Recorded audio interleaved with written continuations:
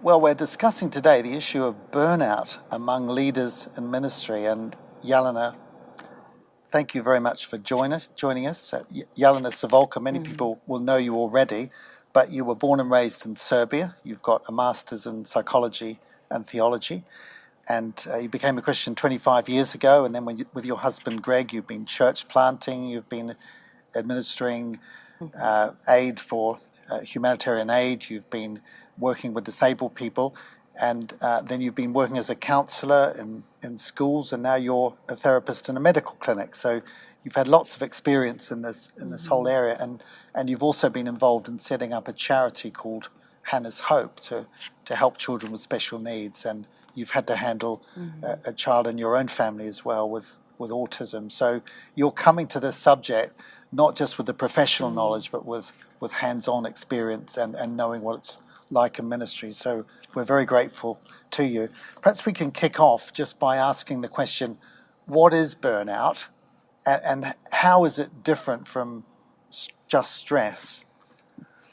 Thank you for this opportunity. And as you can hear, and you can see, after the list of things that my husband and I were involved, sadly, we came to the point of experiencing stress and a burnout. Okay. Maybe the easiest way to answer that question is just a prolonged stress is actually a burnout. When you experience stress over the years, and chronic stress causes burnout. Beyond burnout will be a secondary trauma. And then what do you mean by a secondary trauma? Well, when we talk about the people there in the ministry and the people they're giving, the people they're serving, so like even the medical field, the people they're just always working with people and giving, and they are hearing and listening heavy stories, very often traumatic stories. So they could experience stress. And chronic stress, if it's not dealt with that, it can cause the burnout.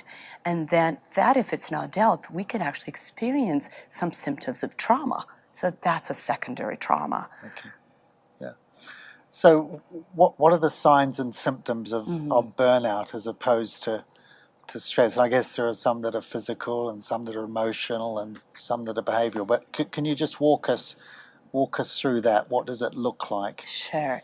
And I can actually talk more about, I'm going to go just a little bit back to that first question also. So just think there's a road that you travel, and then you end up in this city that is actually, there are a large number of the people living there, like a cosmopolitan city, and that's stress. And if you keep going in the same road, you're going to experience burnout if you never turn from that road. So in stress, the early signs of burnout are some actually signs of stress. So the people will show severe emotional differences. They can be very angry, or they can be really sad. When you keep going on the same path, you're gonna feel numbness. Physically, some of the symptoms, your body's gonna start telling you this is too much. And somebody said that our bodies, actually, when our body is talking to us, that's our soul talking to us. That in either with some the heart issues, with high blood pressure, with even some issues with diabetes, or and of course now I'm talking about like some extremes, but actually that is the road that will take you. That we're all created beautifully, but there are some stitches that are just a little bit loose, some sensitivities that we have. So when we are under pressure and when we experience stress, prolonged stress, these stitches started to come out. So some people say the difference is with stress, you're gonna experience a premature death. With a burnout, you wish you wouldn't live. So emotionally, so physically can be a lot of there's just just the variety of symptoms that your body is going to be telling you. That is exhaustion, tiredness, lack of sleep. In the beginning will be eating too much. Later on, it's going to be losing weight. With sleep, you can have some anxiety issues, having a hard time falling asleep. But later on, you can actually experience even some signs of depression, so that will be emotional symptoms, where you wake up very early and you are sleeping less and less. And maybe one of the first things that people tell me, how can they avoid it? And of course you can avoid. We all experience stress.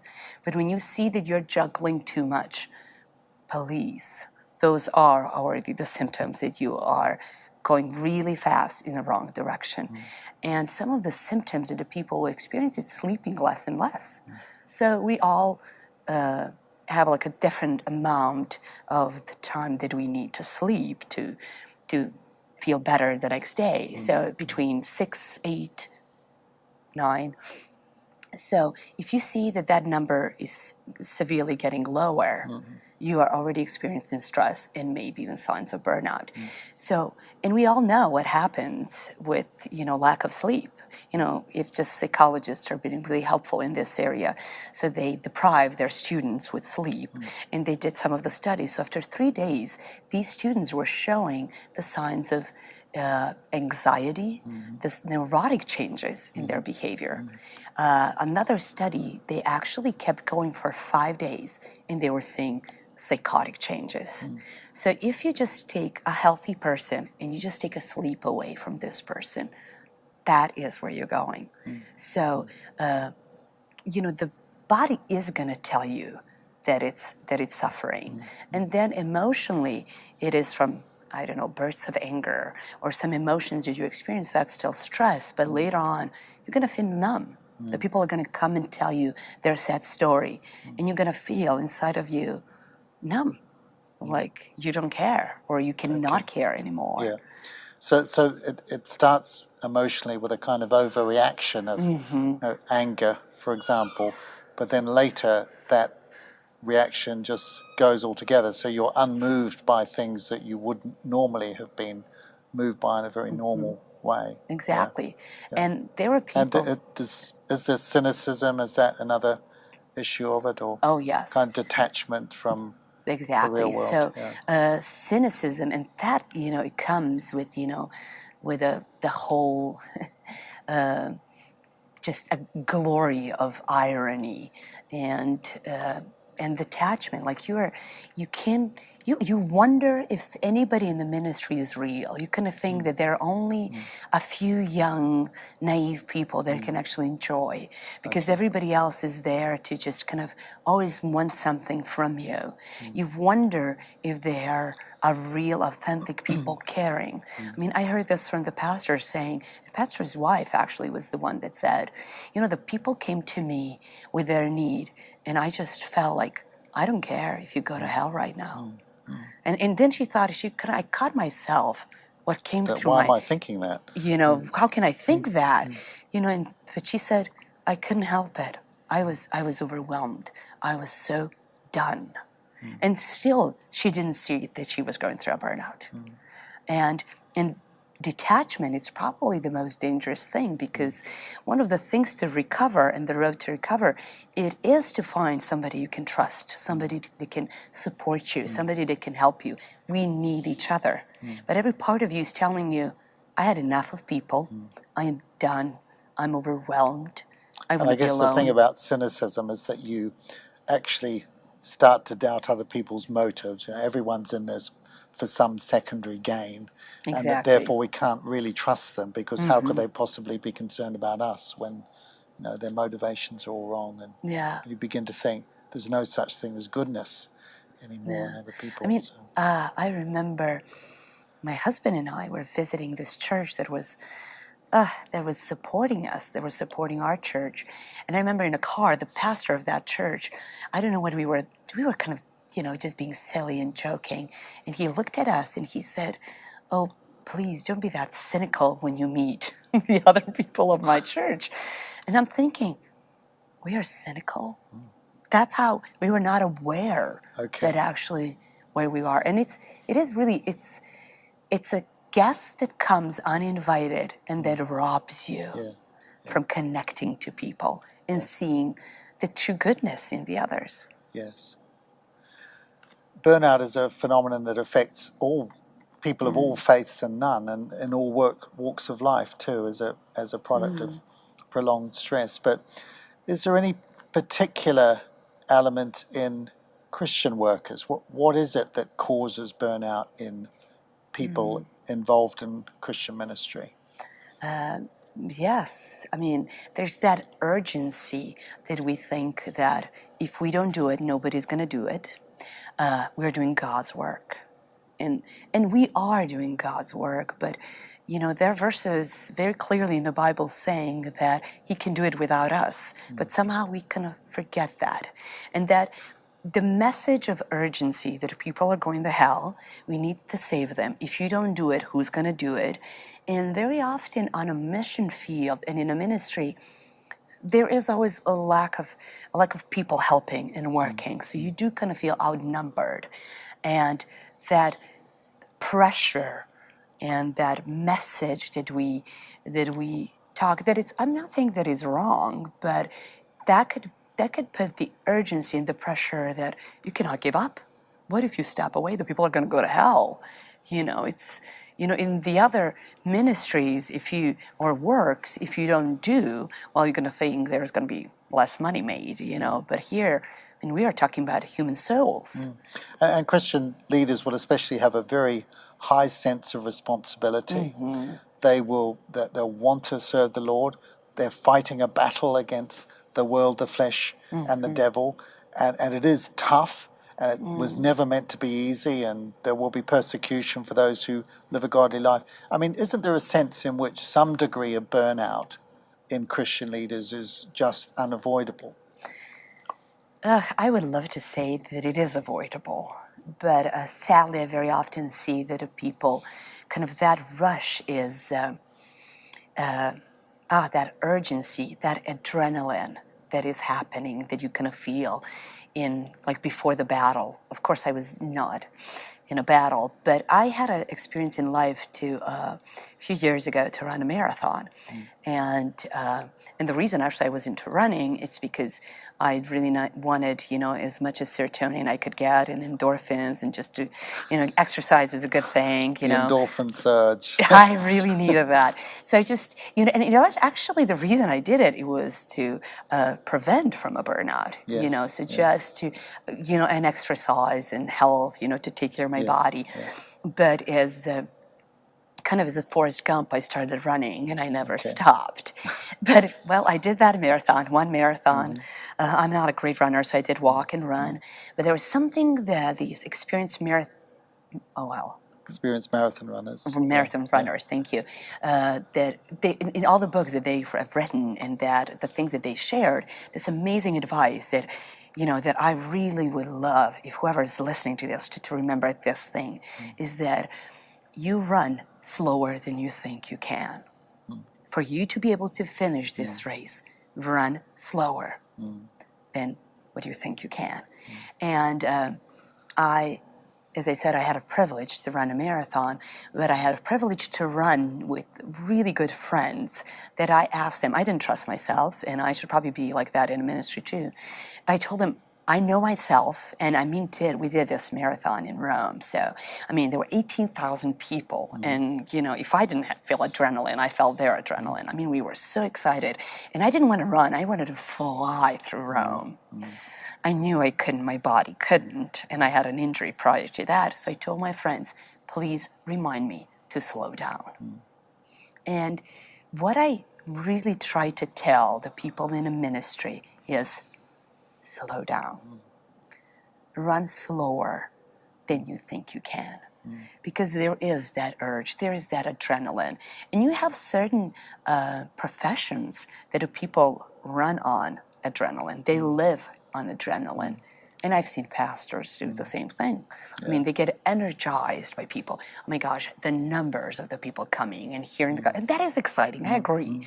But it is not about you. No. It is His work. Yes. Yeah. And then run slower than you think you can. Well, they say the classic mistake people make in a marathon is to start out too fast. And you have to remember that a marathon is a race of two halves. The first 20 miles and the last 6. Yes. And life is a marathon and not a sprint.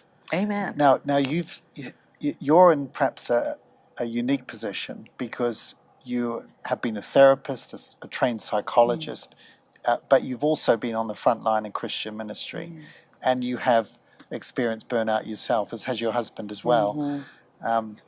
So, I mean, are you able to share with us a bit about that burnout experience Yes. that you had, how it happened to you and what you learned from it personally?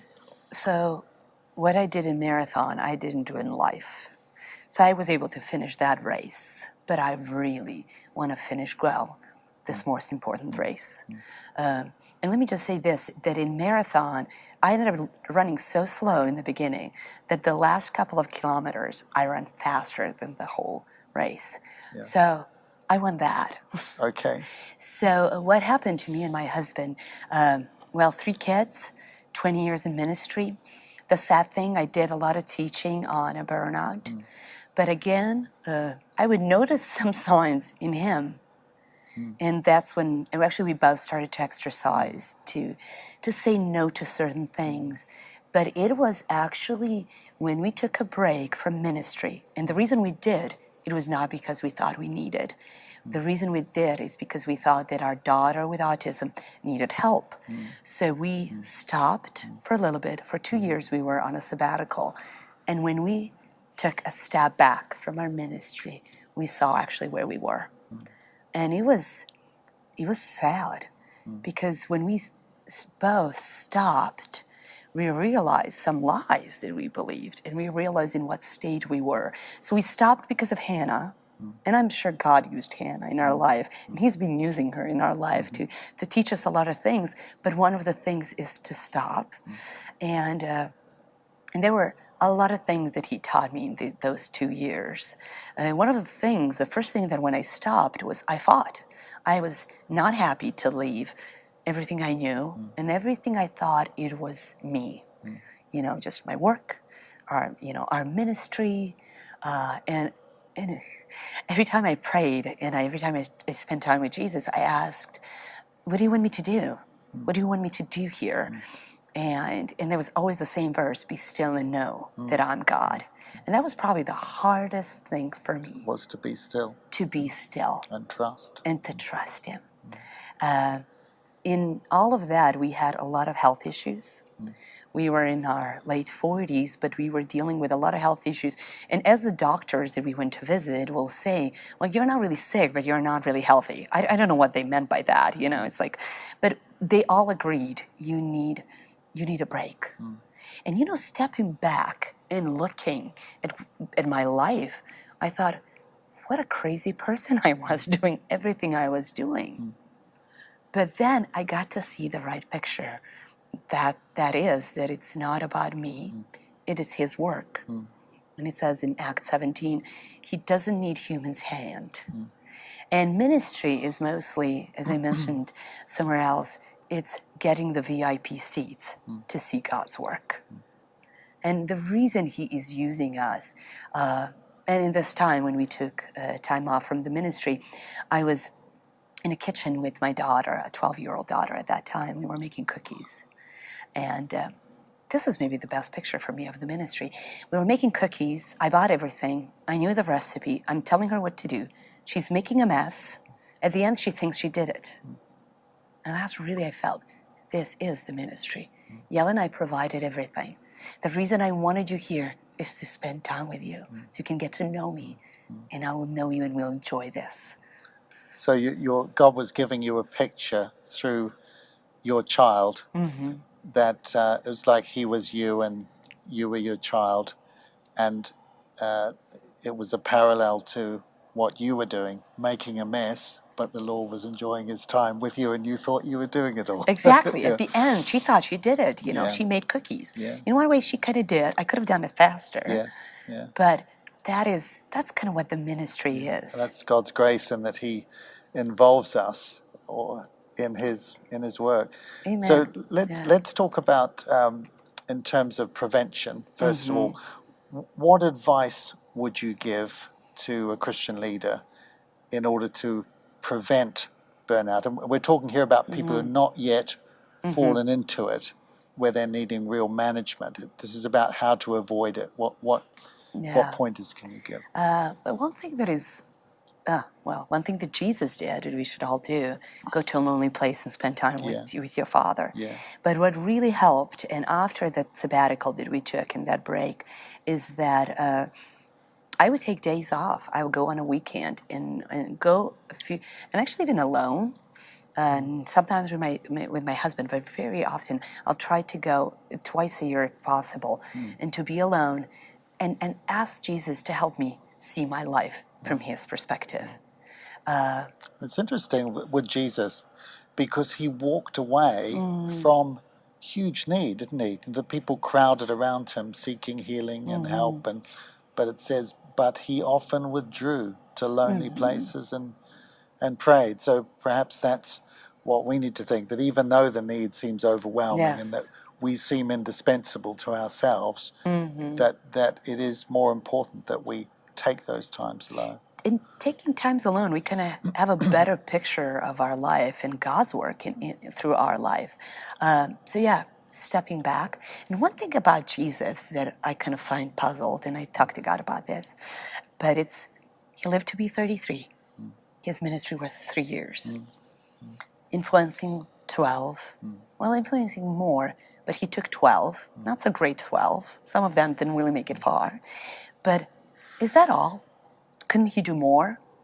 Couldn't He visit more places? Couldn't He feed more? Couldn't He heal more? Yes, He could. But what He did, it's exactly what His Father wanted to do. So let's turn it different now.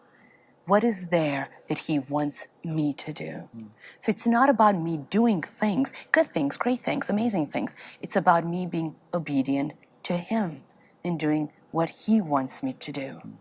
So when I have an opportunity to start or join or say yes to something, stop right there. I mean, I should tell this to myself, stop right there and ask God, do you want me there? Is this me saying yes to this person, this ministry, this need, this call? It's saying yes to you. Well, people say about stress is when the mouth says yes, but the heart says no. And that's exactly, and I very often tell the people, your body is talking to you. And even your gut, and sometimes I really mean like your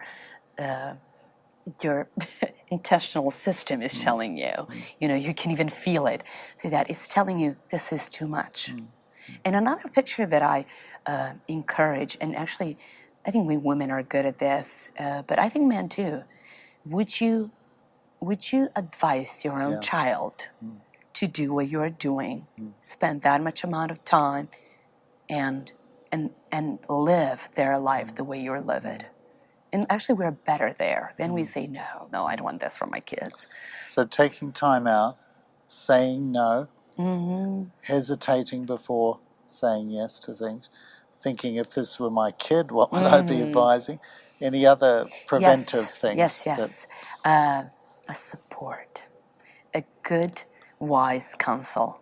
Surround yourself with the wise people and good friends that are going to tell you to slow down.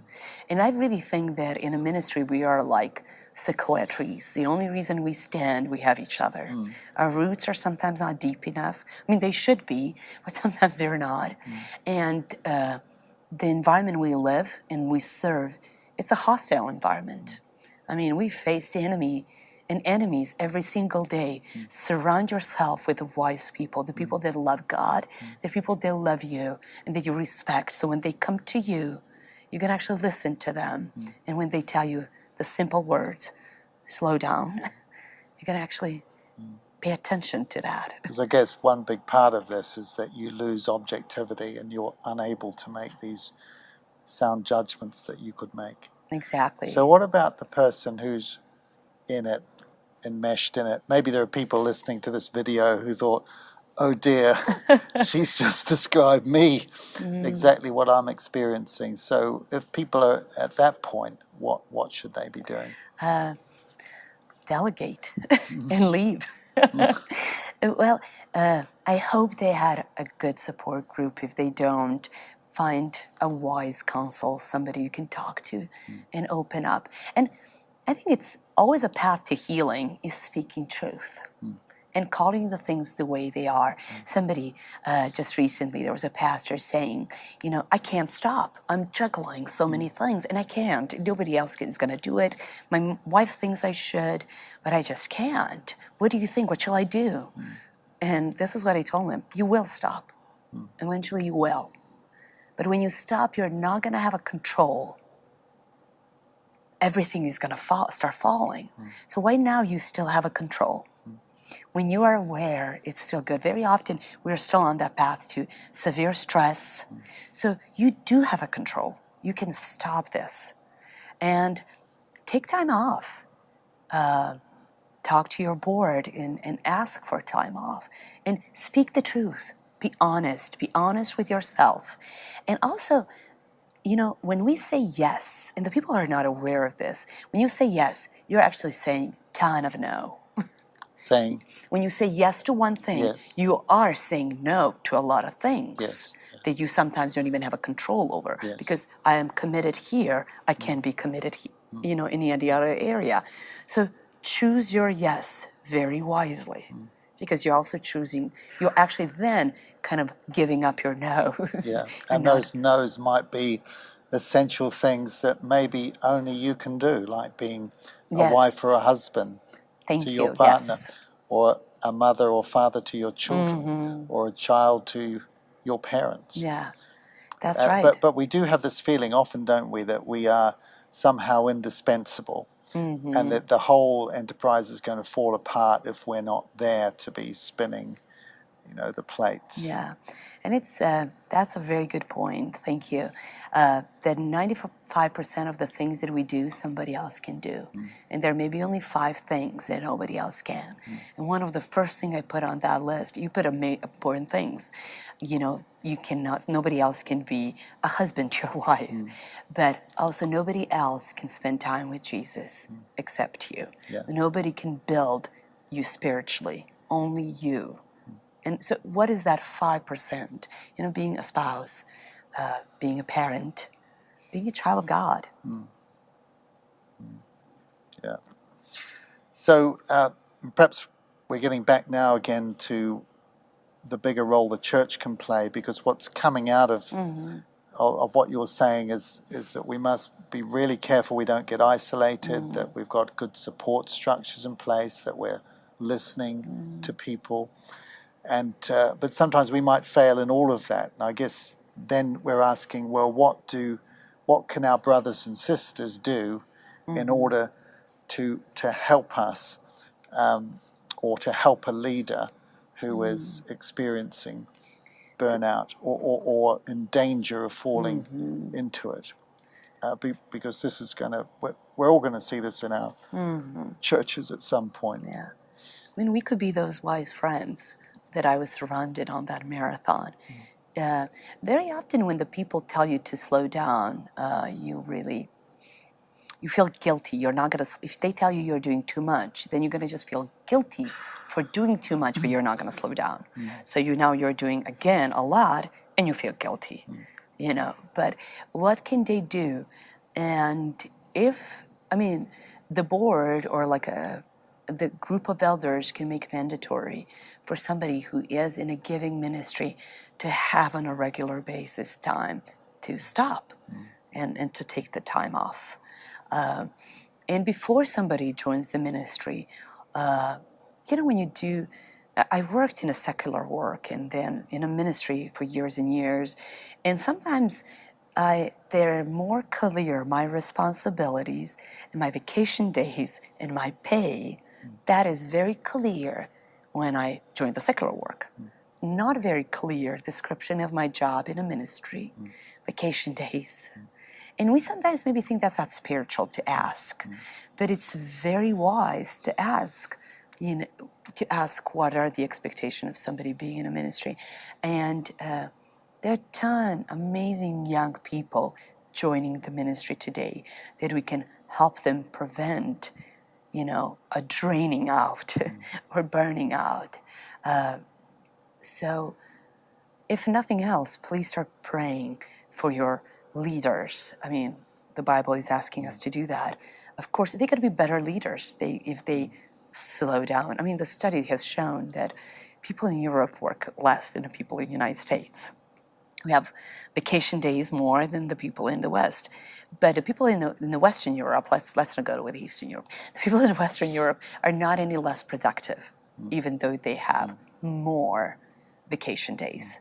So you want the best of someone, you know, and the best of someone. I am the best when I spend time with Jesus. I'm a better mother, I'm a better psychologist, better wife. So let's start calling the things the way they are and speak the truth in love. Let's be good friends that are going to help the ones that are running this race with us to run better, to slow down. Stepping back a little bit really gives us the better picture. So surround yourself with a good team. You know, Moses had a very wise father-in-law. We need wise people like that to come in our lives and tell us, why in the world are you doing, you alone, doing this work for how many, And it's actually very wise to share your load of work. And actually one of the best tests for me if somebody is going on the road to burnout and stress is if your yoke is not easy and your burden is not light, you are doing more than God wanted you to do. Because he said that his yoke is easy and his burden is light. And the scriptures are full of stories, as you just alluded, that are there to warn us and engage us. And it's interesting, isn't it, that some of the most effective people, the prophets, Moses, Elijah, they had their times of real burnout where, and Moses, as you say, needed to be taken aside by the Lord or by Jethro and given some advice which actually made him a much more effective leader in the long term. Jelena, thank you so much. It's been really instructive and helpful. Thank you. Thank you.